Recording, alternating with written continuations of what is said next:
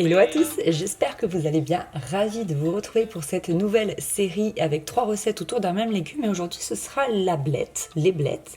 Et en fait je trouve que c'est un légume plutôt méconnu, plutôt qui a une mauvaise réputation et donc aujourd'hui j'avais vraiment envie de le mettre à l'honneur et de le remettre un petit peu au goût du jour.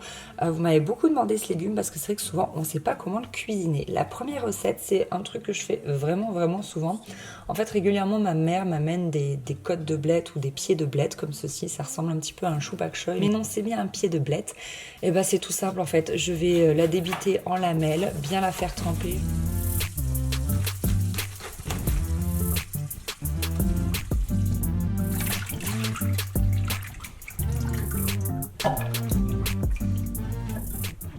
Je fais d'abord revenir les côtes de blette toutes seules parce que c'est ce qui met le plus longtemps à cuire. Je mets un petit fond d'eau, vous savez, au fond de mon faitout. Et une fois que c'est bien revenu, je sais pas, généralement 15, 20, 25 minutes, je fais un petit peu à l'œil, je rajoute les feuilles. Pareil, je refais revenir quelques petites minutes, mais vraiment pas longtemps. Et ensuite, je vais rajouter de la sauce tomate. Donc moi, ma préf, c'est celle-ci, c'est la Mutti. Je l'achète soit en bocaux comme ça, soit en boîte de conserve. Je rajoute aussi un petit peu de concentré de tomate pour vraiment avoir un bon goût de tomate. Et là, à partir de là, je vais assaisonner. Vous mettez vraiment les épices de votre choix. Moi, j'aime bien mettre du cumin, de la noix de muscade, du paprika, des herbes de Provence, puis vous pouvez aussi saler, poivrer, etc., etc. On mélange bien le tout et on va pouvoir laisser mijoter 20 bonnes minutes, le temps que la sauce tomate réduise un peu. Du coup, pendant ce temps, on va pouvoir faire cuire nos pâtes. J'aime bien celle-ci, je l'ai trouvée en magasin bio, je crois que ce sont des pâtes de blé complet. Vous voyez là, la sauce tomate a bien réduit et je trouve ça juste parfait. Et là, vous n'avez plus qu'à dresser en fait. Vous mettez vos pâtes et vous mettez vos blettes par-dessus. C'est un peu comme une bolognaise arrangée quoi, si on veut plus ou moins. Vous pouvez mettre du gruyère. On est d'accord que normalement, en vrai, on en met beaucoup plus. Mais si vous vouliez voir encore le plat qu'il y a en dessous, il fallait pas que j'en mette autant. Bref, moi j'adore ce repas. C'est hyper rapide. C'est vraiment simple, hein. C'est pas un truc de fou, mais c'est très bon.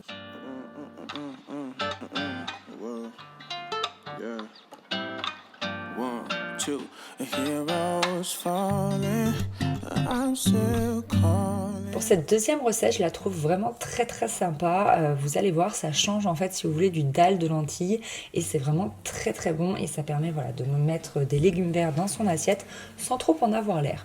Donc de la même manière, en fait, je prends mon pied de blette que je vais couper comme ça en lamelles. Comme d'habitude, vous savez, je m'occupe des côtes de blette d'abord et là, je vais les couper en tout petits morceaux avant de les mettre à tremper, histoire que voilà, ça se fonde bien dans ma préparation. Il ne faut pas que ce soit trop gros ni trop petit non plus, hein, vous cassez pas trop la tête. Pendant que ça trempe, je vais émincer une échalote et une gousse d'ail que je vais faire revenir à feu plutôt vif, hein, dans de l'huile d'olive dans mon faitout, toujours le même.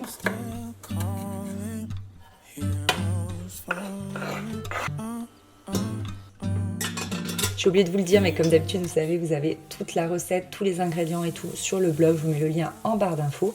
Une fois que vous voyez que c'est bien doré, vous pouvez rajouter donc vos côtes de blette. Je rajoute pas de l'eau cette fois-ci. Par contre, si vous voyez que c'est nécessaire, rajoutez peut-être un petit peu d'huile d'olive. Ensuite, je vais couper le reste de mes blettes, donc les feuilles, hein, en lamelles. Et pareil, je vais les mettre à tremper. Pendant ce temps, je vais pouvoir faire cuire mon riz parce que comme c'est du riz complet, eh bien, il faut le faire cuire assez longtemps. Vous mettez vraiment le riz de votre choix. J'ai rajouté un petit peu de cumin, je crois. Je me souviens plus trop. Ensuite, je mets les feuilles. Et dès que j'ai mis les feuilles, je vais pouvoir mettre mon lait de coco et mes pois chiches parce que les feuilles, elles vont pas cuire pendant très longtemps. Je laisse mijoter un petit peu. Là, je rajoute mon curry. Soit vous mettez de la pâte de curry, soit de la poudre, hein, comme moi. Voilà, vous mettez la dose que vous souhaitez, sel, poivre. Et une fois que tout est cuit, eh bien, vous allez pouvoir mettre le riz dans vos assiettes et dresser tout ça. Et mettre le curry de pois chiches par-dessus.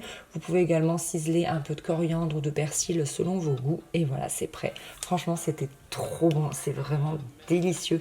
Moi, je fais beaucoup de dalles de lentilles. Et là, bah, ça change vraiment, quoi. Hein. C'est des saveurs différentes. Puis alors, les pois chiches, ça ajoute... je sais pas, du crémeux en bouche, enfin, c'est vraiment super bon, il faut que vous testiez et que vous m'en disiez des nouvelles.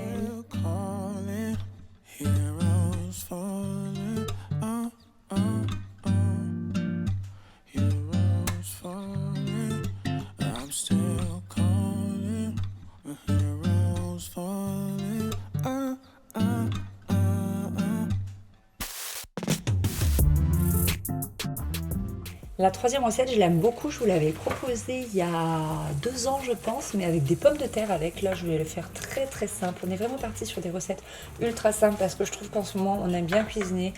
Parce qu'avec le confinement, tout ça. Mais là, maintenant, déconfinement, on a vraiment envie de passer moins de temps en cuisine. Donc là, ça va être hyper simple.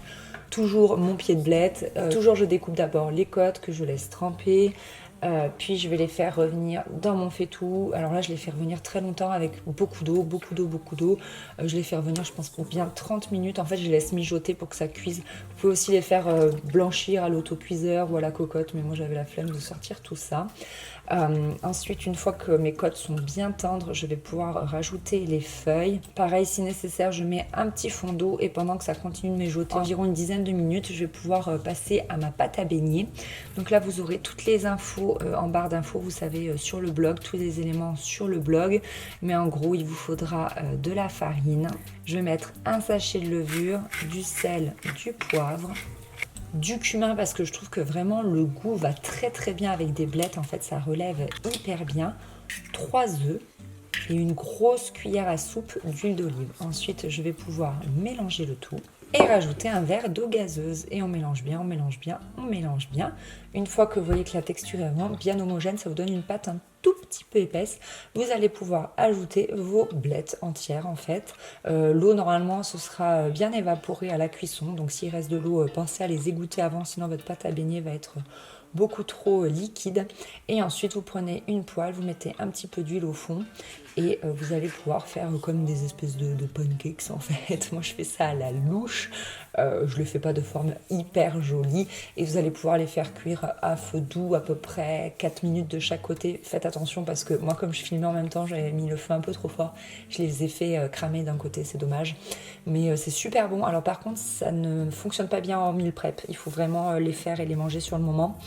Parce que moi j'en avais un peu trop fait, le lendemain j'ai voulu les réchauffer et franchement c'est un peu estouffe-à-douce quoi, si vous voyez, c'est un peu sec si vous mangez ça le lendemain, donc c'est vraiment à manger tout de suite, mais ça se fait hyper rapidement. Franchement c'est une recette très rapide et très savoureuse et je pense que c'est très sympa à faire manger à des enfants.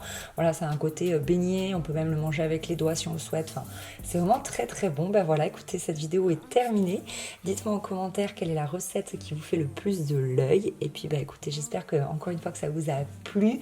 Et puis on se retrouve bientôt pour de nouvelles recettes. Je vous fais des gros bisous. Bye bye.